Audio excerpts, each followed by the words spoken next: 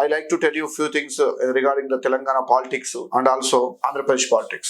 రెండు రాష్ట్రాలలో almost all same కనబడుతుందండి. గెలిస్తే ఒక రకంగా, గెలవకపోతే ఒక రకంగా. ఒకనాడు వీళ్ళే చెప్పారు బీఆర్ఎస్ పార్టీ, మాకు గెలుపు ఓటములు ఒక లెక్క కాదు, ఓడినా ప్రజల వైపే, గెలిచినా ప్రజల వైపే, ప్రజలే మాకు అవకాశం ఇచ్చారు అనే పదాలు మీరు విన్నారు. ఇప్పుడు ఏం జరుగుతుంది రాష్ట్రంలో? ఓడిపోయినాక జీర్ణించుకోలేకపోతున్నాడు. అప్పుడు ప్రధానమంత్రి వచ్చినప్పుడు కలవకపాయ, ఆయన రిసీవ్ చేసుకోకపాయ, అప్పుడు టైం లేదంటివి. ఇప్పుడు ఓడిపోయినావు, జస్ట్ ఒక ఎమ్మెల్యేగా పనిచేస్తున్నావు, నువ్వు చేసే ఘనకార్యం ఏముంది? వాళ్ళు రమ్మన్నారు, గవర్నర్ సభకు సంబంధించి, గవర్నర్ ప్రసంగానికి సంబంధించి పార్టిసిపేట్ చేయకపోతుంది, మాట్లాడకపోతుంది.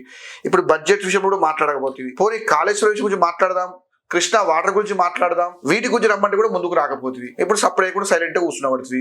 పులి వస్తుంది, సింహం వస్తుంది, ఇంకేదో వస్తుంది, ఏడొచ్చింది, ఏం మాట్లాడింది? ప్రజలు కోరుకునేది కూడా, నువ్వు 10 ఏళ్ళు పరిపాలించినావు, తెలంగాణ అద్దంలాగా చేసినా అన్నావు, ఇప్పుడు వీళ్ళు గెలిచిర్రు, ఈ అద్దమేంది, అన్నమేంది, సున్నమేంది బయటపడాలి. ఇప్పుడు నీకు గడిచి లేకపోయా. ఇది రియాలిటీ, మీరే ఆలోచన చేసుకోవాలి.